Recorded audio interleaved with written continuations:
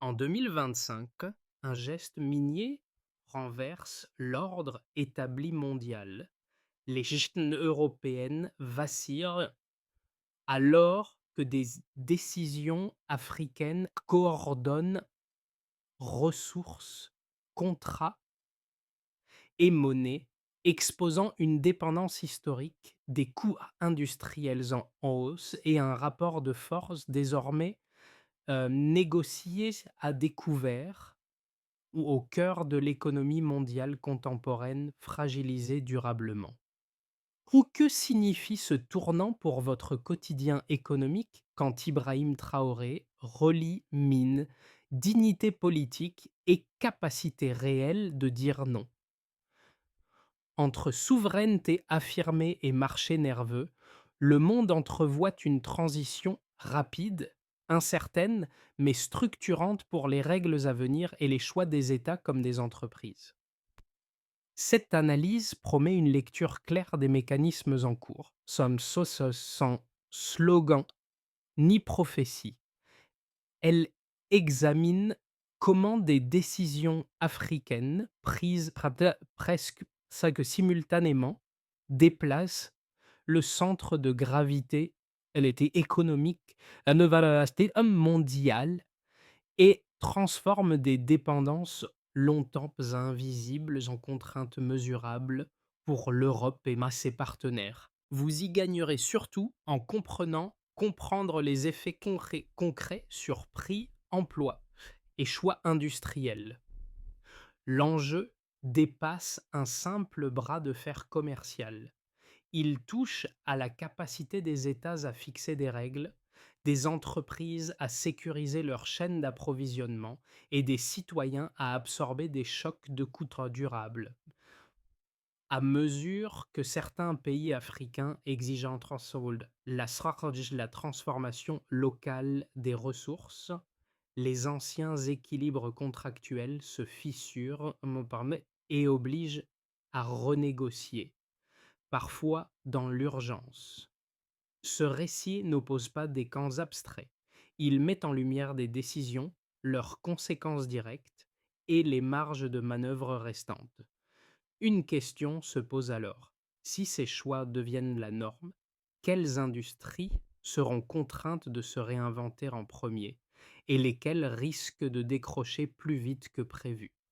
En quelques jours, un chiffre a servi de signal d'alarme. Le prix du cobalt a bondi de plus de 200%, révélant une dépendance que beaucoup jugeaient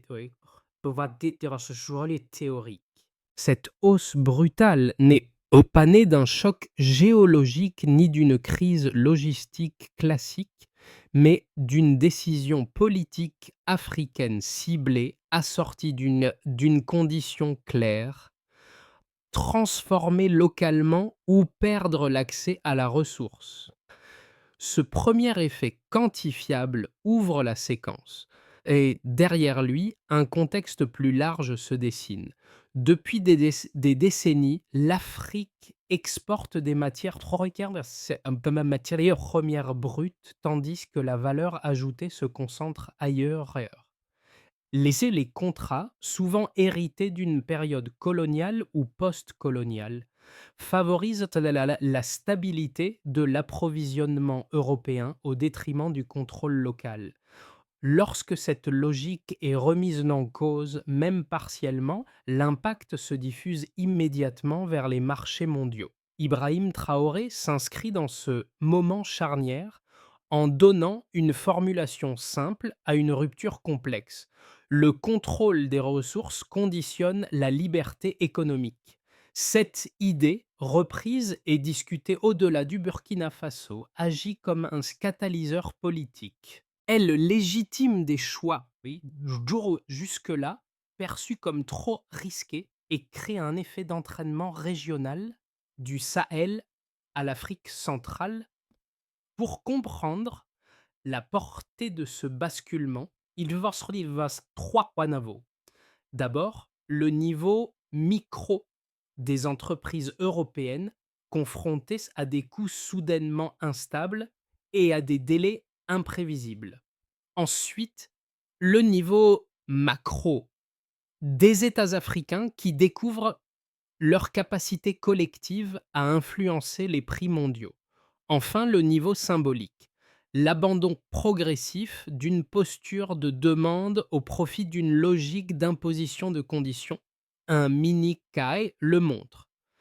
L'annonce congolaise n'a pas seulement fait monter les cours, elle a déclenché en Europe des réunions d'urgence dans l'automobile et l'énergie, preuve que la chaîne de valeur était plus vulnérable qu'admis publiquement. Ce n'était plus un débat idéologique, mais un test grandeur nature de souveraineté économique. Au centre de cette dynamique, un type de leadership sert de point de repère. Ibrahim Traoré n'est pas présenté ici comme un stratège isolé, mais comme un révélateur d'un état d'esprit partagé par plusieurs capitales africaines.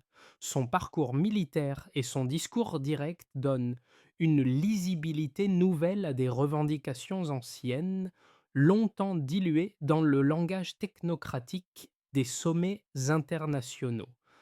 Cette clarté accélère la compréhension, donc la réaction. Les impacts précoces apparaissent d'abord loin des tribunes politiques.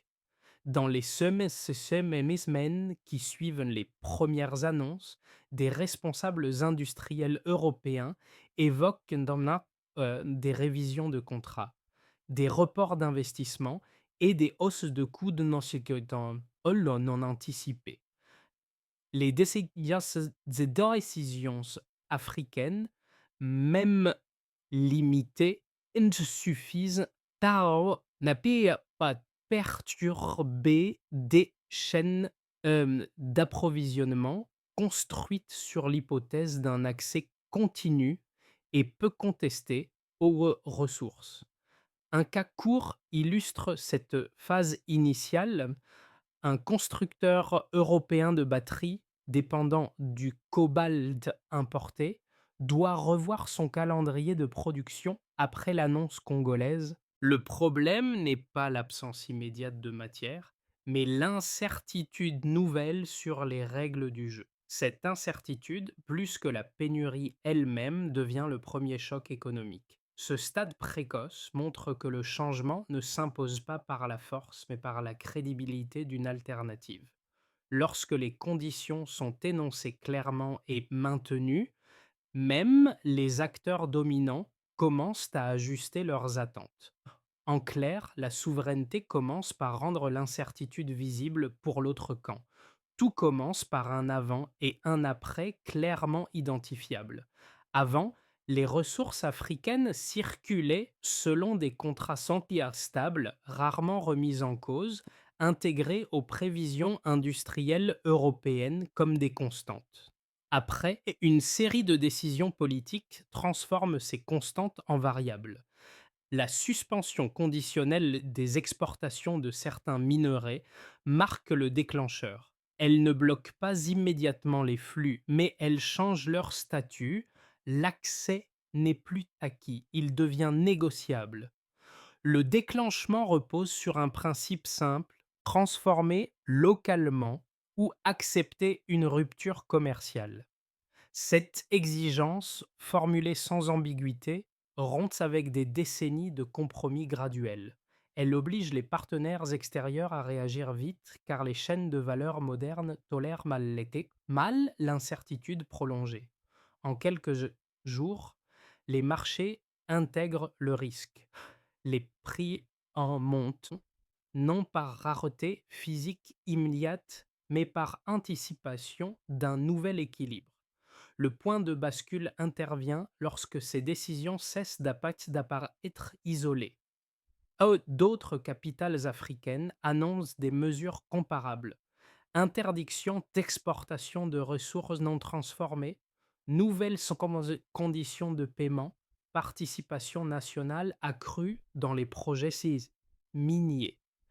À ce stade, le signal devient collectif. Les acteurs européens comprennent qu'il ne s'agit plus d'un cas particulier, mais d'un changement de posture continentale.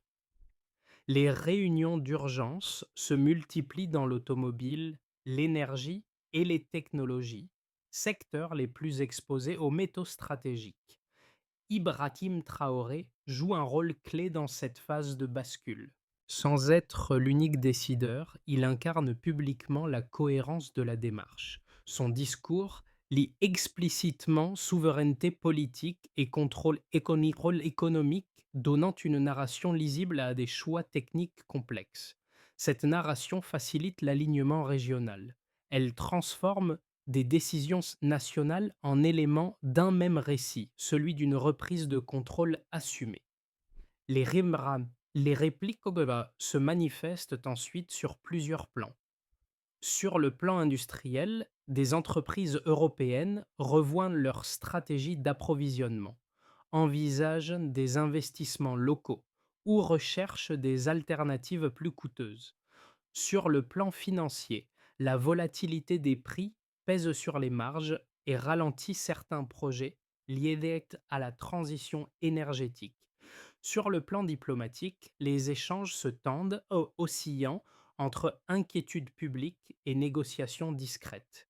Cette séquence montre que la puissance ne s'exprime pas seulement par la contrainte directe. Elle, elle se révèle dans la capacité à imposer un calendrier et des conditions, en modifiant les règles du jeu, même partiellement. Les pays africains transforment leur position dans les négociations globales. Ce n'est pas une rupture instantanée, mais une série de chocs successifs qui redessinent les rapports de force. La leçon est claire. Une fois le seuil franchi, le retour à l'ancien modèle devient politiquement et économiquement coûteux pour toutes les parties. Avant les décisions africaines, le marché du cobalt évoluait dans une fourchette relativement prévisible, intégrée aux modèles industriels européens.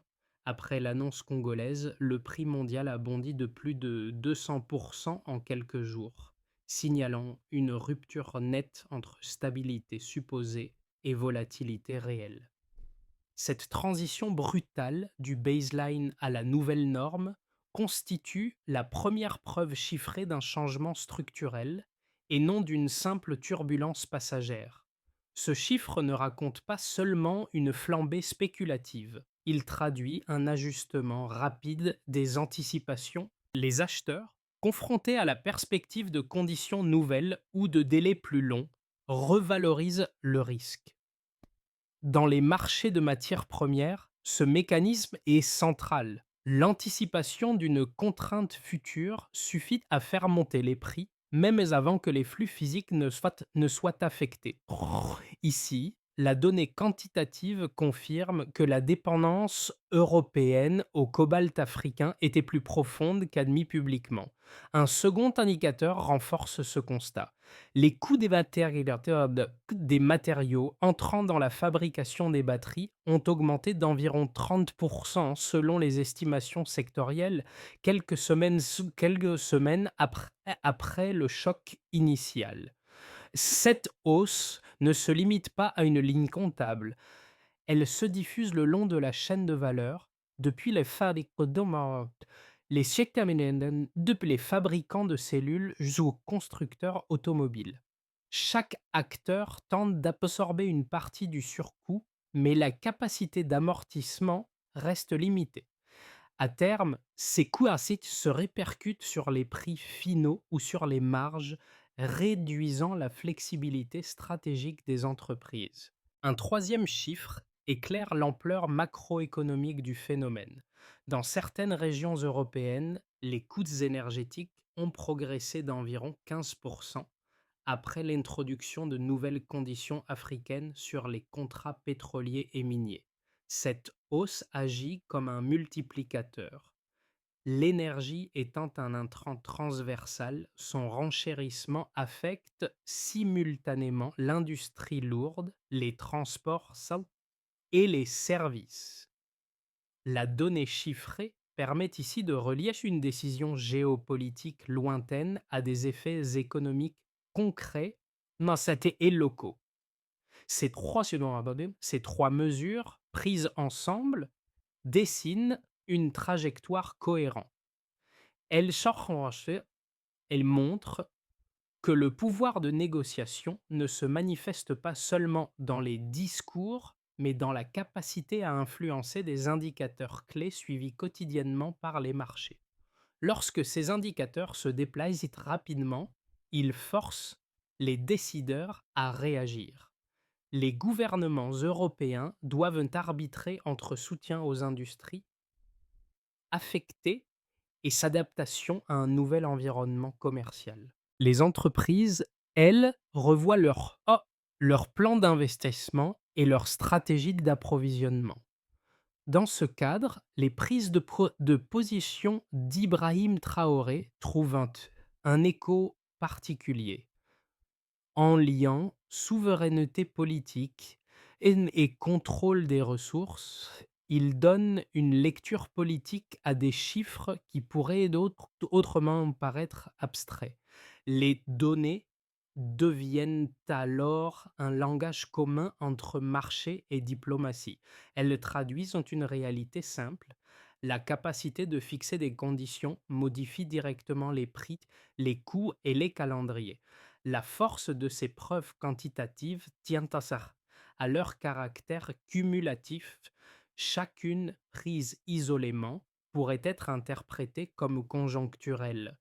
Ensemble, elles indiquent un déplacement durable du rapport de force économique. Le débat ne porte plus sur l'existence du changement, mais sur la vitesse et l'ampleur de son extension à d'autres ressources et secteurs. Les critiques les plus structurées de cette trajectoire avance deux arguments principaux. Un premier argument revient souvent, la rupture avec les partenaires européens exposerait les économies africaines à une nouvelle dépendance, cette fois envers d'autres puissances capables d'investir rapidement. Là, selon cette lecture, remplacer un centre de gravité par un autre ne constituerait pas une souveraineté réelle, mais un déplacement du risque. Les sceptiques soulignent que les besoins en capitaux, en technologie et en débouchés restent élevés et que des partenaires alternatifs poursuivent eux aussi leurs propres intérêts stratégiques. Un second argument revient souvent. La pression exercée sur les chaînes d'approvisionnement mondiales pourrait se retourner contre les pays africains eux-mêmes. Une hausse prolongée d'abord des prix des matières premières peut freiner la demande globale, retarder des projets industriels et réduire à moyen terme les recettes attendues. Dans cette perspective, l'instabilité des marchés serait un coût partagé, susceptible d'affaiblir les économies africaines avant qu'elles ne bénéficient pleinement de la transformation locale des ressources. Ces arguments méritent davantage d'être pris au sérieux, car ils identifient des risques réels. Cependant, les données disponibles apportent une réponse nuancée. D'une part, la diversification des partenaires réduit mécaniquement la dépendance à un seul bloc. Lorsque plusieurs options d'investissement existent, le pouvoir de négociation s'élargit, même si aucune relation n'est parfaitement équilibrée. La capacité à poser des conditions plutôt qu'à les subir modifie la nature même des échanges. D'autre part, l'argument de l'autosabotage économique suppose une absence de coordination. Or, les signaux récents montrent une volonté croissante d'alignement régional. Lorsque les décisions sont perçues comme collectives et durables, les marchés ajustent leurs attentes et intègrent progressivement le nouveau cadre. La volatilité initiale tend alors à se stabiliser autour de niveaux compatibles avec des investissements locaux. Dans ce contexte, la position défendue par des dirigeants euh, comme Ibrahim Traoré ne nie pas les risques, il en irradie. mais les replace dans un calcul stratégique. Le choix n'est pas entre stabilité parfaite et chaos, mais entre une dépendance structurelle à faible marge de manœuvre et une transition maîtrisée vers plus de contrôle. La question centrale devient alors pragmatique. Quel niveau de risque est acceptable pour transformer durablement une position économique erratée? On assiste à un basculement du centre de gravité. À ce stade, le changement n'est plus seulement économique, il devient structurel. Ce qui semblait être une série de mesures tactiques révèle une logique plus profonde. L'Afrique ne cherche pas uniquement de meilleurs prix, mais un droit de regard sur l'ensemble de la chaîne de valeur. Cette inflexion modifie la manière dont les partenaires extérieurs évaluent leurs options, car négocier l'accès aux ressources implique désormais de négocier aussi l'implantation, l'emploi et le transfert de compétences.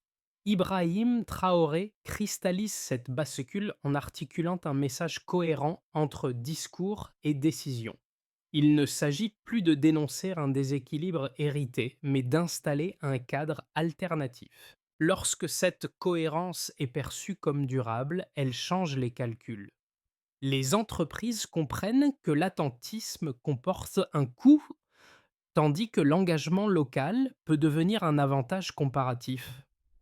Ce moment médian marque donc une inversion subtile. La question n'est plus de savoir si les règles vont changer, mais à quelle vitesse les acteurs s'y adapteront. Les États africains gagnent un levier temporel, imposant leur rythme aux discussions. Cette capacité à fixer le tempo, plus encore que les annonces elles-mêmes, constitue le véritable tournant de la séquence en cours. Pour les États européens, la première conséquence est budgétaire et stratégique. La hausse durable des prix des matières premières complique la planification industrielle et énergétique. Les gouvernements doivent à arbitrer entre subventions pour protéger des secteurs exposés et acceptation de coûts plus élevés au risque d'alimenter l'inflation. Cette contrainte réduit l'espace de manœuvre politique et rend visible des dépendances longtemps gérées en arrière-plan. Les décisions africaines transforment ainsi des choix techniques en sujets de débat public. Du côté des entreprises, l'effet est immédiat et opérationnel. Les groupes industriels exposés aux métaux stratégiques font face à une triple pression: coûts en hausse, incertitudes contractuelles et nécessité d'investir pour sécuriser l'approvisionnement. Certains envisagent des implantations locales ou des partenariats industriels sur le continent africain, non par conviction idéologique, mais parce que l'inaction devient plus risquée que l'adaptation. Cette logique redéfinit les calculs de rentabilité à moyen terme et favorise les acteurs capables d'intégrer rapidement le nouveau cadre. Pour les citoyens, les conséquences sont plus diffuses, mais tout aussi réelles. L'augmentation des coûts de l'énergie et de certains biens industriels se répercute progressivement sur les prix finaux. Véhicules, équipements technologiques et services liés à la transition énergétique deviennent plus chers ou plus lents à déployer. Ce lien indirect entre décisions géopolitiques africaines et pouvoir d'achat européen illustre l'interdépendance profonde des économies, souvent sous-estimée dans le débat public. À l'échelle régionale et africaine, l'impact est double. D'un côté, les États qui imposent de nouvelles conditions renforcent leur position de négociation et attirent des attentes des investissements orientés vers la transformation locale. De l'autre, Cette stratégie exige une coordination accrue pour éviter une concurrence interne qui affaiblirait le signal collectif. Lorsque plusieurs pays avancent dans la même direction, la crédibilité du changement augmente et réduit le risque de contournement par les partenaires extérieurs. Ibrahim Traoré apparaît ici comme un point de référence symbolique et politique. En liant explicitement souveraineté, ressources et dignité, il contribue à rendre ses conséquences lisibles pour différents publics. Son discours ne se limite pas aux élites économiques. Il parle aussi aux populations, en donnant un sens politique aux ajustements économiques. Cette dimension narrative renforce l'acceptabilité sociale de choix parfois coûteux à court terme. Pris ensemble, ces effets montrent que le basculement en cours ne produit pas des gagnants et des perdants immédiats, mais redistribue progressivement les leviers de décision. Les États africains gagnent en capacité d'initiative. Les entreprises doivent repenser leur modèle et les citoyens, au nord comme au sud, découvrent le prix réel de chaînes de valeur plus contestées. La conséquence centrale est laissée claire.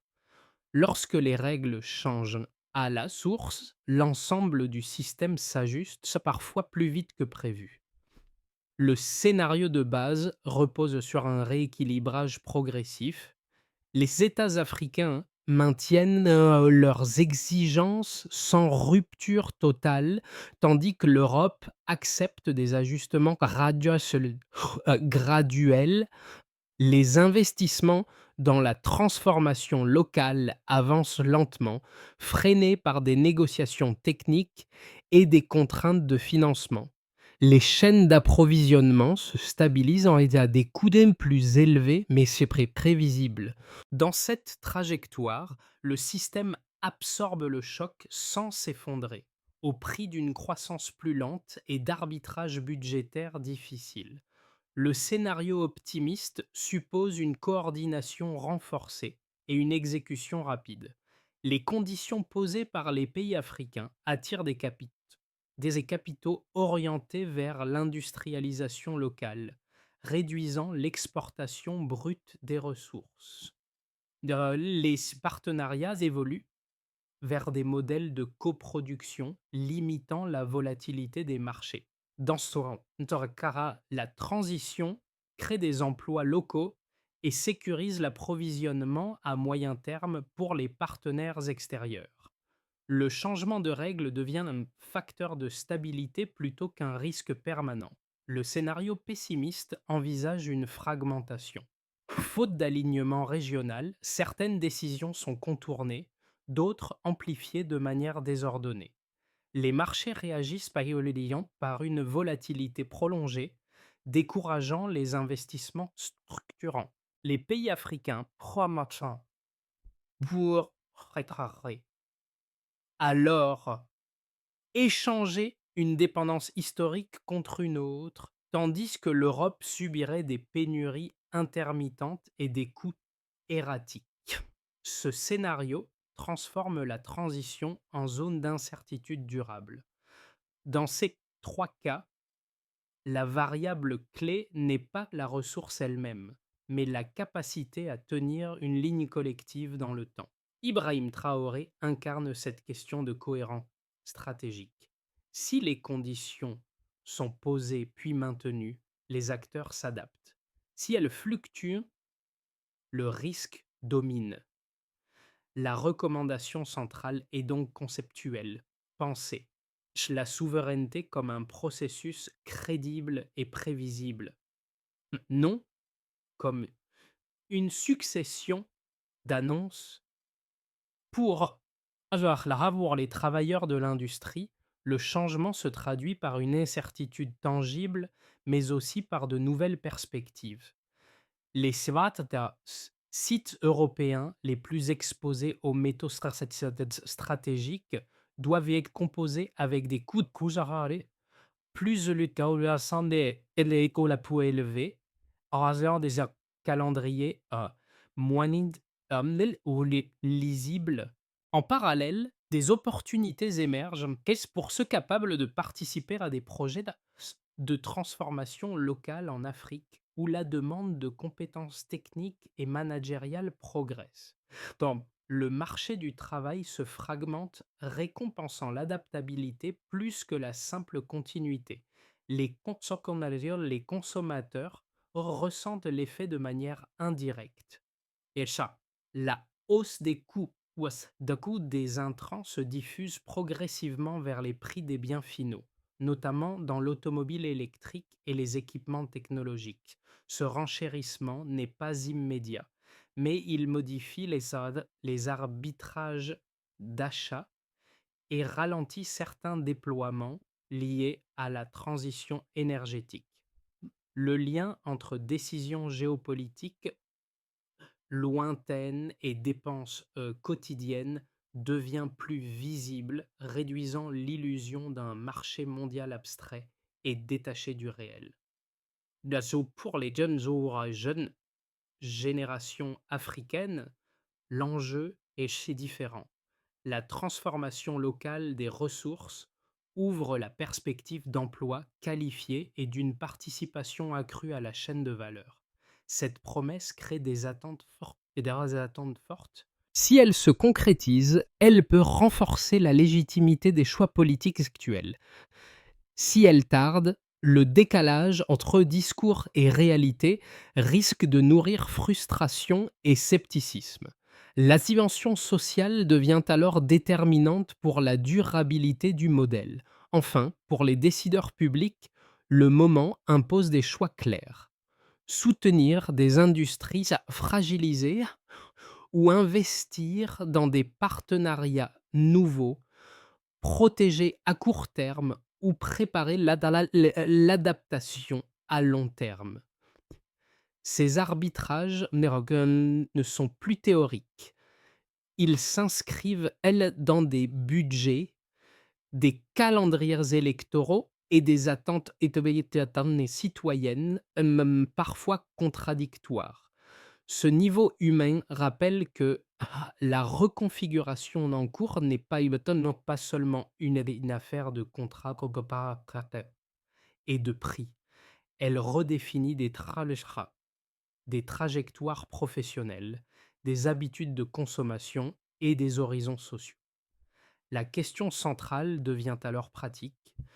Comment accompagner ces transitions sans en concentrer les coûts notés sur les mêmes grosses prix?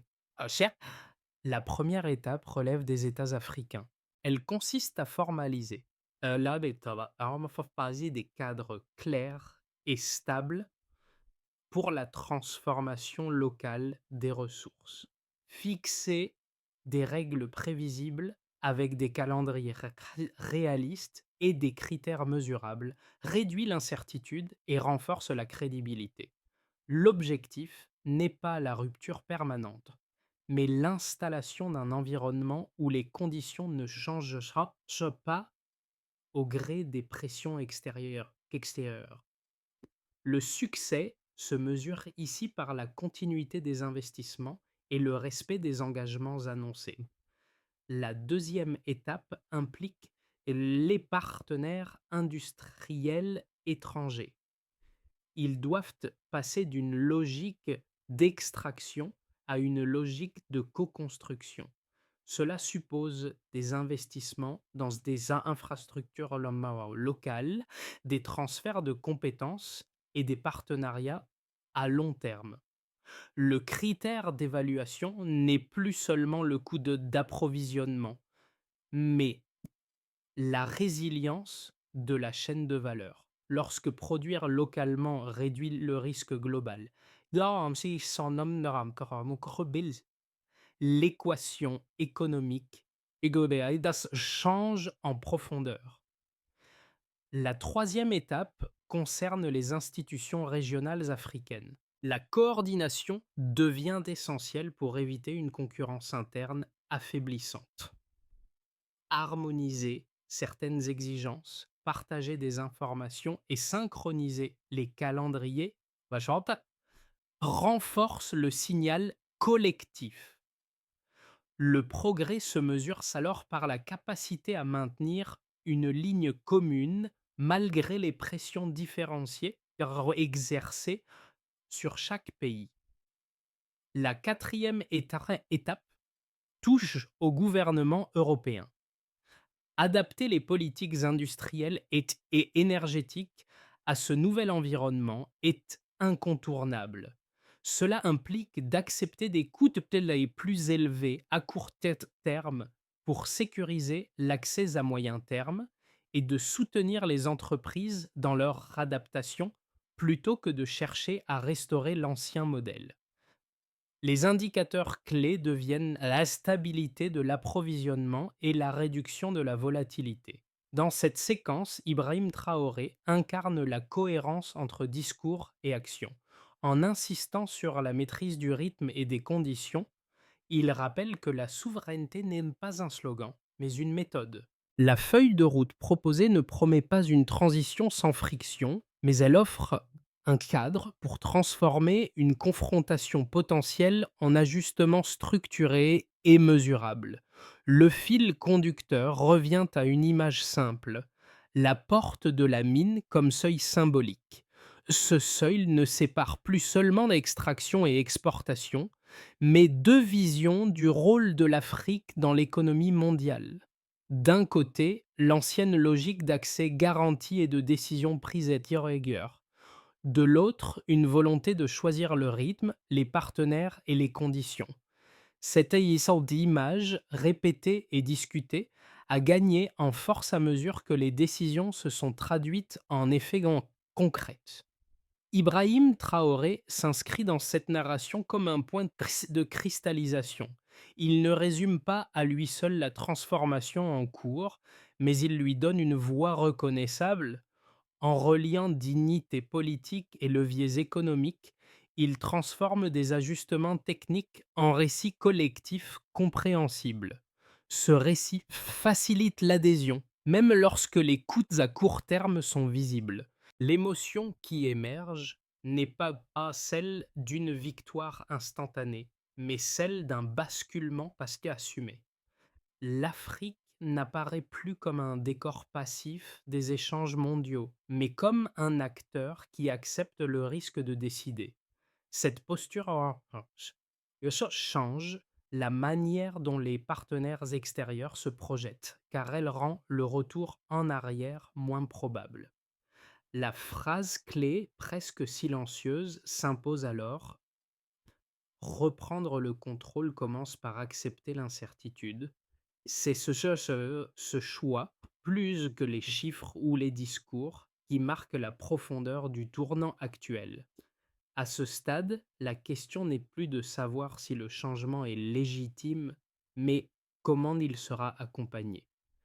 La redéfinition des règles économiques entre l'Afrique et ses partenaires ne se joue pas uniquement dans les ministères ou les salles de marché.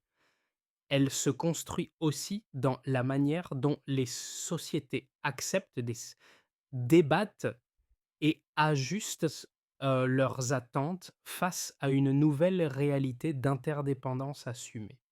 Observer cette transition invite à sortir des réflexes anciens. Plutôt que d'y voir une rupture hostile ou une victoire unilatérale, il devient possible d'y lire une invitation à repenser la notion même de partenariat. Un partenariat où le pouvoir de dire non n'est plus perçu comme une menace, mais comme la base d'un dialogue plus équilibré. Ibrahim Traoré, par la clarté de sa position, force ce débat à exister au grand jour. Il oblige gouvernements, entreprises et citoyens à se demander ce qu'ils considèrent comme acceptable, durable et juste dans les échanges mondiaux à venir. La discussion reste ouverte. Si l'Afrique façonne désormais plus activement les règles du jeu, quelle responsabilité incombe aux autres acteurs pour que ce nouvel équilibre ne soit ni subi ni détourné, mais construit collectivement